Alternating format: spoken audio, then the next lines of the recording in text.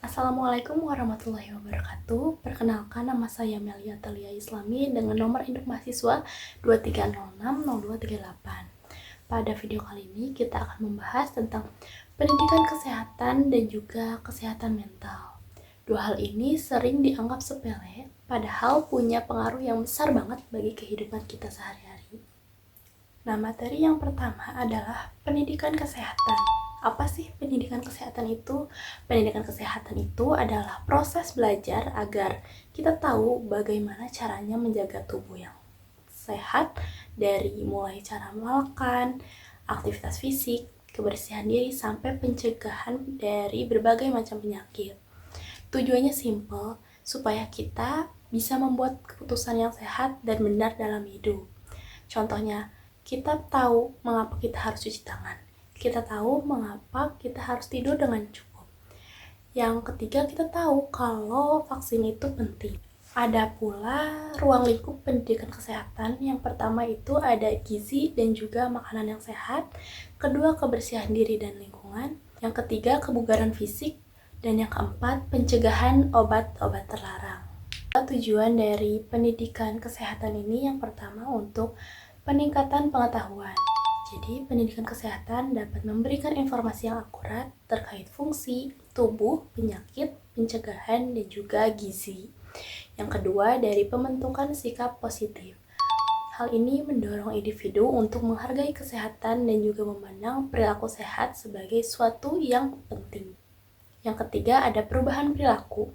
Diharapkan setelah mengetahui dan juga melakukan pendidikan kesehatan dapat mengubah pengetahuan dan sikap menjadi tindakan yang nyata, seperti mencuci tangan dengan benar, makan bergizi seimbang, dan juga berolahraga secara teratur. Dan yang keempat, ada pencegahan penyakit. Hal ini mengajarkan langkah-langkah pencegahan primer seperti vaksinasi, gaya hidup sehat, dan lainnya, dan juga pencegahan sekunder yaitu dari deteksi dini. Influenza, diare, dan juga demam berdarah. Kalian pasti mengenal nama-nama penyakit tadi. Biasanya saat kita menderita penyakit-penyakit tersebut, kita akan merasa tidak nyaman dan mencoba untuk menghilangkan ketidaknyamanan tersebut dengan mengonsumsi obat-obatan atau bahkan berkonsultasi kepada dokter. Tindakan ini umumnya dilakukan seseorang ketika melakukan atau mengalami keluhan fisiknya. Namun, berbeda jika mengalami keluhan pada kondisi mentalnya. Apa sih kondisi mental itu? Apa itu kesehatan mental?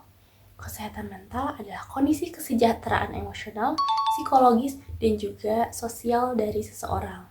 Ini memengaruhi cara berpikir, merasa, dan juga bertindak. Kesehatan mental yang baik memungkinkan kita untuk menghadapi stres, bekerja secara produktif, dan juga berkontribusi secara aktif pada suatu komunitas. Nah, lalu mengapa sih kesehatan mental itu sampai penting banget? Nah, kalau kesehatan fisik bikin tubuh kita kuat, kesehatan mental bikin kita menjadi fokus, produktif, dan juga bisa mengambil keputusan.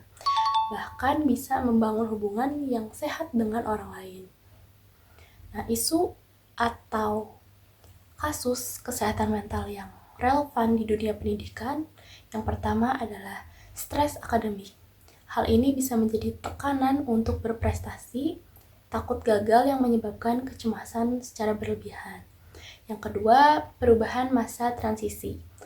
Kesulitan beradaptasi dengan perubahan besar, misalnya pindah sekolah atau kasus perceraian orang tua.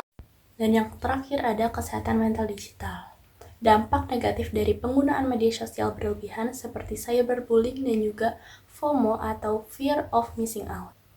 Lalu apa sih yang bisa kita lakukan? Nah, saya akan berbagi beberapa contoh gampang yang bisa diterapkan pada kehidupan sehari-hari.